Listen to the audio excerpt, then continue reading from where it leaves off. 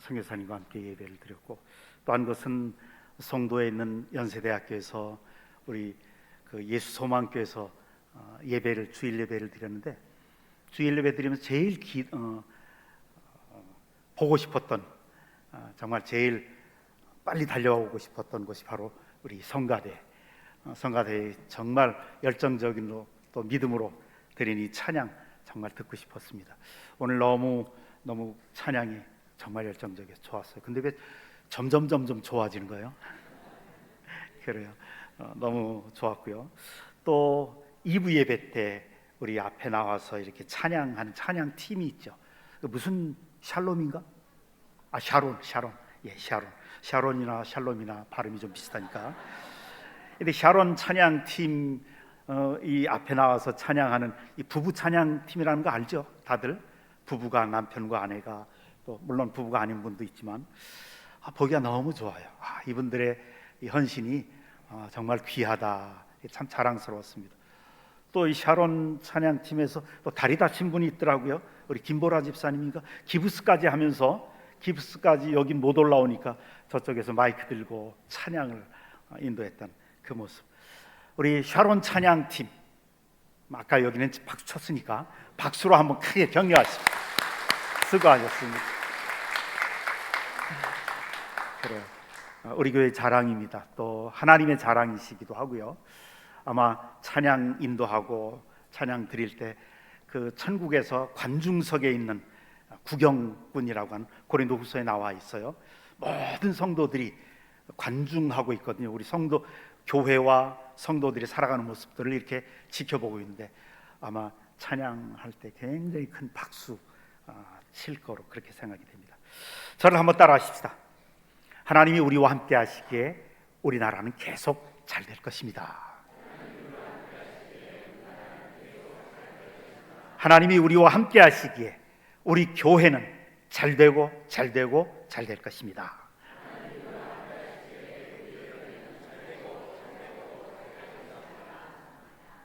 정말 그렇게 믿어요?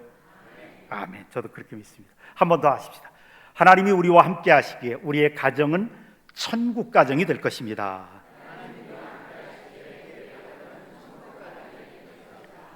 아멘. 여러분들의 믿음으로 선포한 대로 그렇게 이루어질 줄 믿습니다. 우리 양옆으로 간단하게 인사하십시다. 좋은 일들이 있을 겁니다.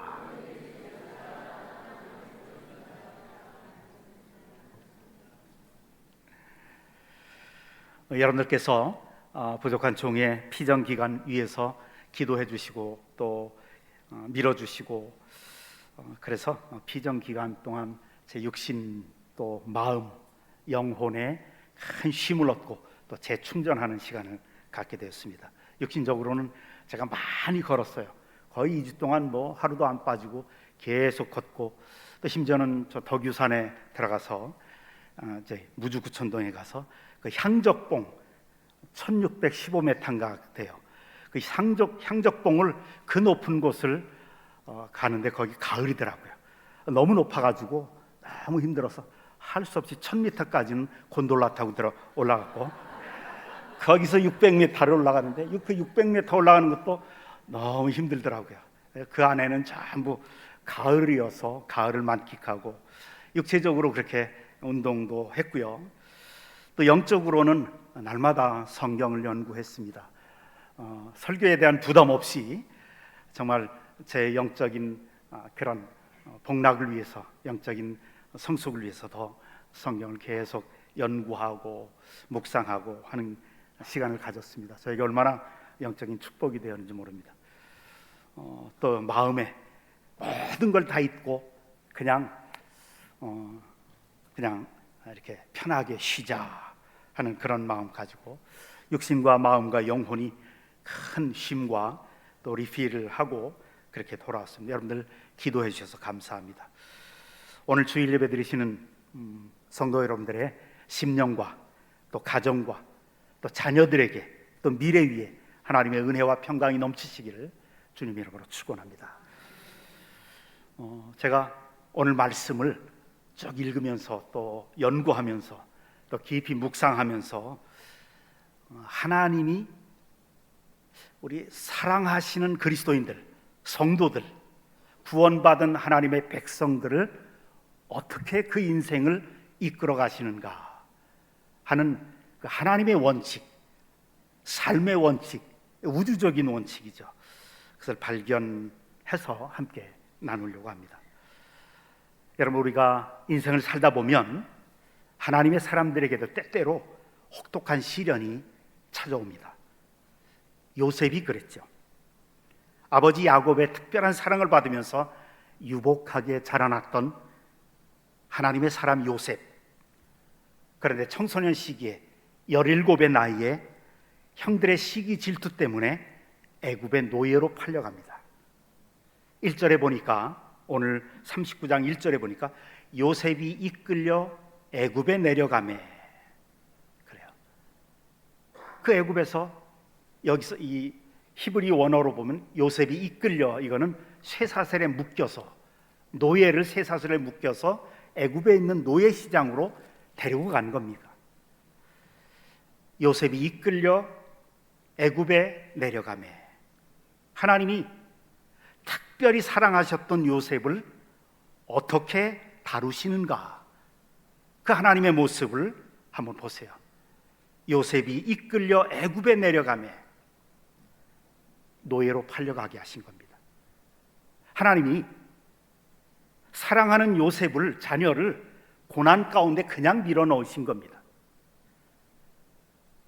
이것이 하나님의 인도하시는 방법이었더라고요. 그런데 이 모습, 예수님의 생애 속에서도 똑같은 일이 일어나요. 마태복음 4장 1절에 보면 그때 예수께서 성령에게 이끌려 마귀에게 시험을 받으러 광야로 가서, 그래, 인류 구원의 사명을 가지신 메시아 되신 예수님, 그분이 이끌려 가신 거예요. 성령에 의해서 광야로, 그 고난의 장소로 밀어 넣어진 겁니다. 요셉으로 돌아와서 다시 한번 보십시다. 보디발의 집에서 인간 이하의 노예 생활을 하고 있었습니다. 그러던 어느 날 요셉은 보디발 아내의 끈질긴 성적인 유혹을 받습니다. 그러나 단호하게 거절하죠. 그 바람에 성폭행범이라고 하는 누명을 씁니다. 그리고 감옥에 던져지죠. 애굽에 노예로 팔려온 것도 견딜 수 없는 고통이었는데, 이제는 성폭행 미수범이라고 하는 아주 치욕스러운 이름. 여러분, 성추문이라는 게 얼마나 치욕스럽습니까? 한 사람이 성추문에 시달린다, 그 인생은 명예살인입니다. 인격살인이라고요. 근데 그것 때문에 감옥에 누명을 쓰고 억울하게 감옥에 던져지죠. 치욕스러운 이름으로, 강간범이라고 한 치욕스러운 이름으로 깊은 감옥에 던져져요. 그의 자존심은 갈갈이 찢겨집니다.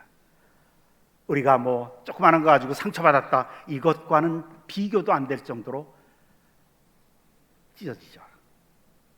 그런데요, 상식적으로 이해가 잘 안 돼요.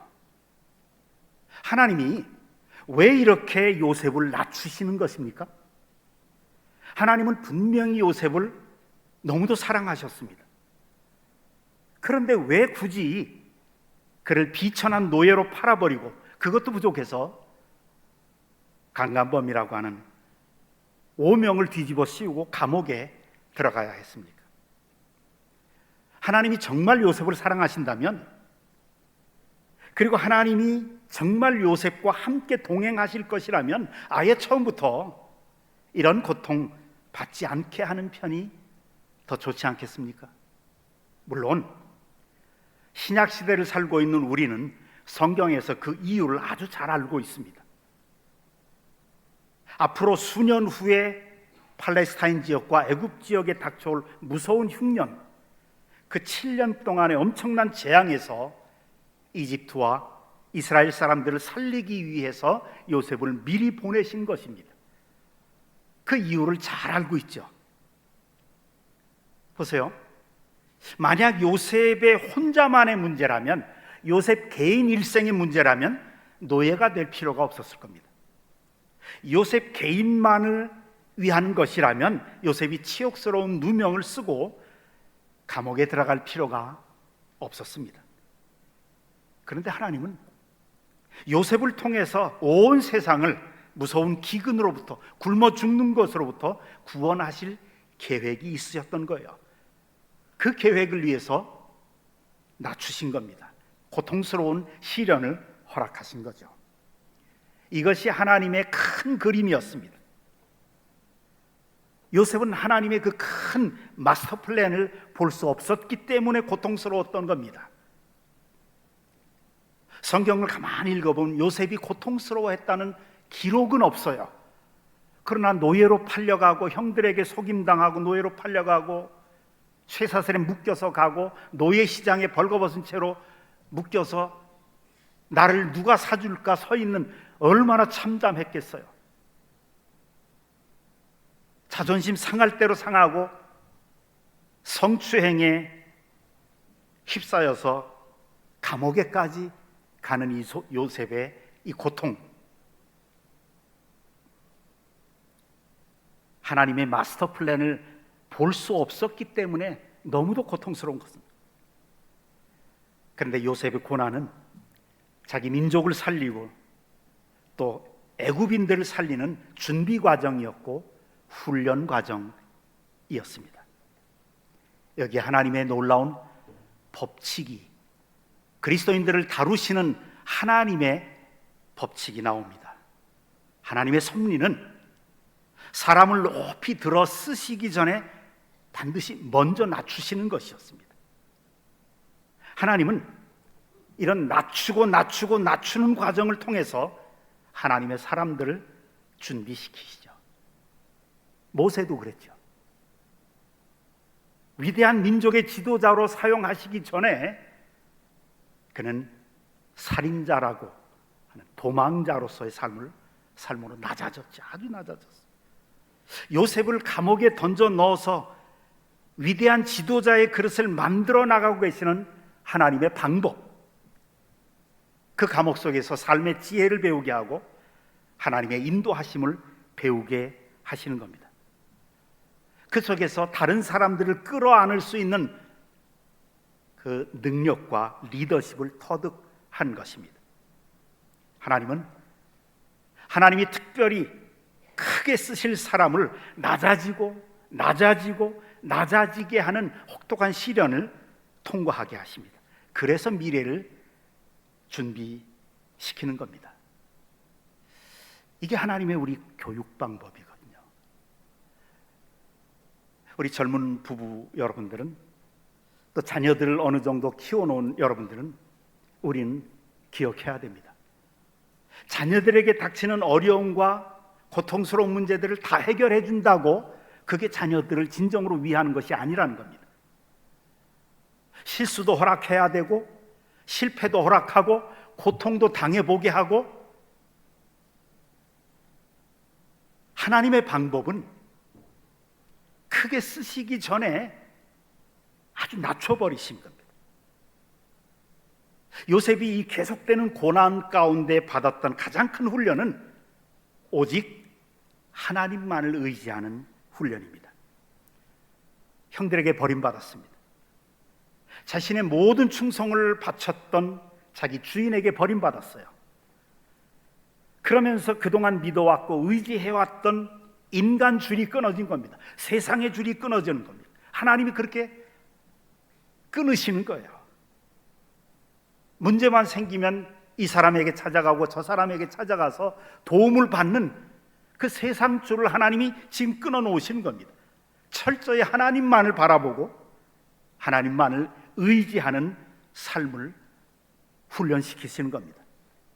이것이 하나님의 사람들이 인생을 살아가면서 몇 번씩은 겪는 고난의 풀무불입니다. 그 고난의 풀무불을 통과하면서 받아야 할 가장 중요한 훈련, 오직 하나님만 붙잡는 믿음의 훈련이죠. 때로는 우리도 그런 경험을 하게 되죠. 젊음을 다 바쳐서 일했던 직장으로부터 버림받은 경우도 있죠. 내가 그토록 믿고 따랐던 나의 지도자, 또 상사로부터 버림받고 멸시당하는 경험도 합니다. 함께 식사하고 함께 열심히 일했던, 나란히 어깨를 나란히 하면서 함께 일해왔던 동료들에게 처절하게 짓밟히기도 하고 배신을 당합니다. 그렇게 믿었던 내 전문가로서의 경험, 아직까지는 자신이 있었던 건강 한순간에 무너지는 경험도 합니다. 그러면서 하나님은 세상 줄을 끊으시는 겁니다. 오직 하나님 한 분만을 철저하게 의지하게 훈련시키는 거죠. 그러나 사랑하는 성도 여러분, 세상 줄 끊어지는 그 고난 너무 두려워하지 마십시오. 하나님은 하나님이 사랑하는 사람들을 이 혹독한 시련 속에 혼자 버려두지 않으십니다. 하나님이 함께 하신다는 확신을 계속 주십니다. 요셉에게 내가 너와 함께 한다는 것을 보여주시는 장면들이 있어요. 어떻게 보여주셔요? 20절에 보니까 이에 요셉의 주인이 그를 잡아 옥에 가두니 그 옥은 왕의 죄수를 가두는 곳이었더라. 그래요. 어떤 감옥이었다고요? 그 옥은, 감옥은 왕의 죄수를 가두는 특별한 감옥이었습니다. 이것은 하이클래스, 신분이 높은 사람들만 들어갈 수 있는 감옥이었습니다. 요셉은 거기에 들어갈 자격조차도 되지 않아요. 종사는, 하찮은 노예였기 때문이죠. 그 당시에 노예가 주인을 능욕했다, 이건 사형당하는 거예요. 그냥 죽여도 괜찮았어요. 그런데 보디발은 그를 사형시켜야 되는데 사형시키질 않아요. 그리고 감옥에 넣었어요. 그것도 왕의 죄수들만 투옥시키는 특별한 감옥입니다. 그 보디발의 마음을 누가 움직였는가 한번 생각해 보십시오. 뿐만 아니라 그 감옥 속에서 하필이면 정치범들, 특별히 장관들을 섬기는 특별 역할을 맡겼습니다. 왕의 최측근 사람들과 가까워진 거네요. 이런 일련의 사건들을 쭉 보십시오. 억울해 보이는 이 상황들, 그 배후에 끊임없이 역사하시는 하나님의 섭리의 손길 움직이고 있는 겁니다. 이 놀라운 섭리의 손길들, 그래서 요셉은 고통스러웠지만, 괴로웠지만 평안할 수가 있는 것입니다. 그렇습니다. 하나님은 우리가 감당할 수 없는 시험을 결코 허락하지 않으십니다. 분명히 감당할 수 있는 시험이 되도록 그 마음을 붙잡아 주신 겁니다. 또 우리가 시험 당할 때 하나님이 함께 하심으로 큰 평안을 느끼고 능력을 느끼고 그것으로 이 시험을 감당할 수 있게 하십니다. 이런 은혜가 여러분들에게도 넘치시기를 주님의 이름으로 축원합니다. 그 시험의 배후에 역사하셔서 피할 길을 내주시는 그 하나님, 21절에 이렇게 말씀하시죠. 여호와께서 요셉과 함께 하시고 그에게 인자를 더하사 간수장에게 은혜를 받게 하시며. 보십시오. 하나님은 성도들이 고난을 통과하는 그 현장에 함께 해주십니다. 하나님의 손은 우리가 당하는 시련의 순간에도 멈추지 않으십니다.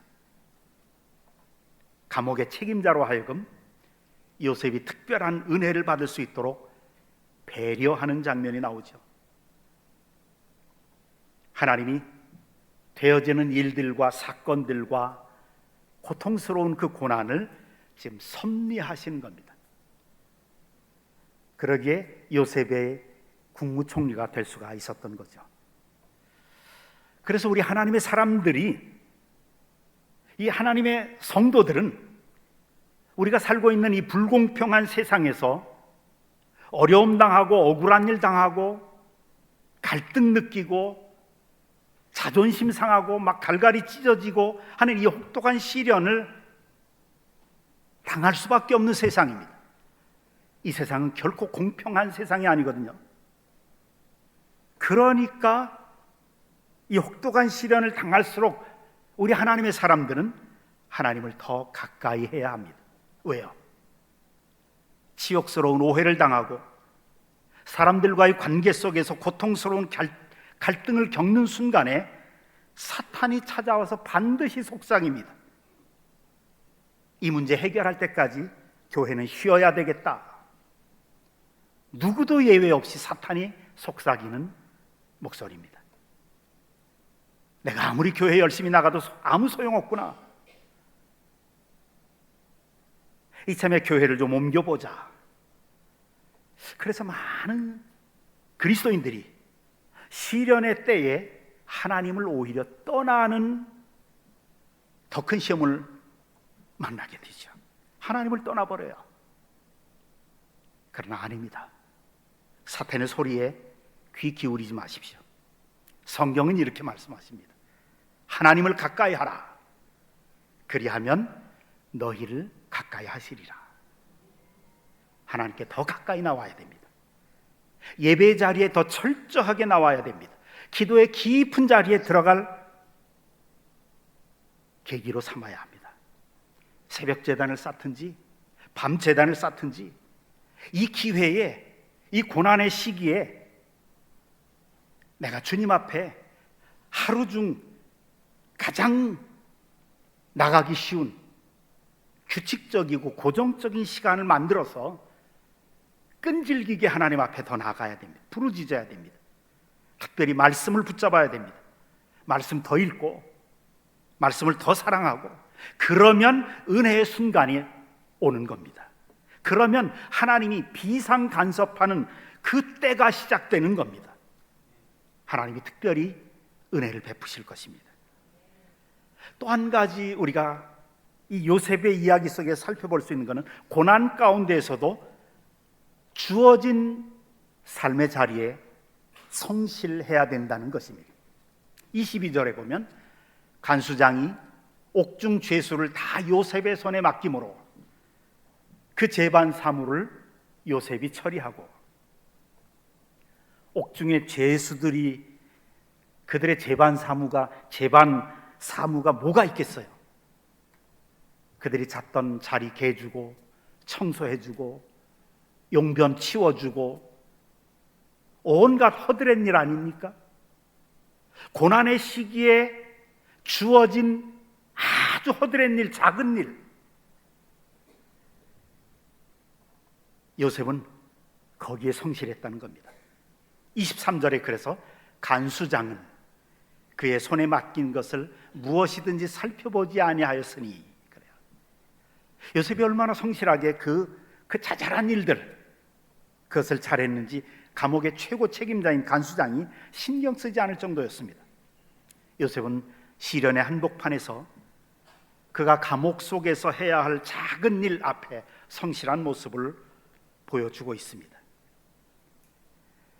여러분, 비전이 크고 목표가 원대한 사람일수록 가장 작은 일, 가장 시시한 일에 더 성실해야 합니다. 자녀들을 키울 때도 그래야 합니다. 자신감도 심어주고 건전한 자아상도 심어주는 것은 대단히 중요한 것이지만, 한편으로 작은 일, 시시한 일에 성실하게 임하는 그 자세를 보여주어야 하고 훈련시켜야 합니다. 왜요? 지극히 작은 것에 충성되지 못한 자는 결코 큰 일이 오지도 않지만 와도 감당할 수 없기 때문에 그렇습니다. 사소한 작은 일에 최선을 다하는 사람이 결국 큰 일에서도 하나님께 영광을 돌릴 수 있습니다. 고난이 닥칠지라도 맡겨진 작은 일에 충성하는 습관을 가지십시오. 너무 힘들어서, 일이 많아서, 내 개인적인 일이 많아서 목사님 내년에는 제가 좀 쉬겠습니다. 신앙에 있어서 엄청난 위험입니다. 하나님은 작은 일에 성실한 사람, 인생의 가장 밑바닥 어느 구석에서라도 찾아내서 최고로 끌어올리고 하나님의 도구로 쓰시고 그 사람을 통해서 이 세상을 변화시키십니다. 40장 4절에 보면 친위대장이 요셉에게 그들을 수종들게 하며 요셉이 그들을 섬겼더라. 요셉이 자기에게 주어진 이 작은 일, 감옥 속에서 다른 사람들 허드렛 일 도와주는 그 섬기는 일을 성실하게 하는 동안 그 감옥에 두 장관이 들어옵니다. 이제 하나님이 감옥 속에 보내주신 이 두 장관을 통해서 요셉은 처음으로 정치가들과 교류하기 시작하죠. 정치 수업을 받고 있는 겁니다. 애굽 왕궁의 리더십을 훈련받고 있는 겁니다. 그래야 애굽 제국 전체를 이끌고 갈 수 있는 총리의 리더십이 형성되거든요. 보세요. 시련 속에서라도 작은 일에 성실한 사람에게 하나님은 기회를 열어주시고 만남의 축복을 허락하시는 것 기억하십시오. 만남의 축복은 아무에게나 오는 게 아닙니다. 작은 일에 성실한 사람, 고난 속에서라도 작은 일에 성실한 사람에게 만남의 복을 허락하시는 분이 하나님이십니다. 하나님이 요셉을 훈련시키기 위해서 이 두 장관을 보내신 겁니다. 요셉은 그들을 잘 섬겼죠. 그러면서 리더십을 배웁니다. 그리고 나중에 그 장관 중에 한 사람이 요셉을 기억합니다. 그것 때문에 요셉은 바로 왕 앞에 서게 되죠. 결정적으로 요셉의 인생이 역전되는 전환점이 되는 겁니다.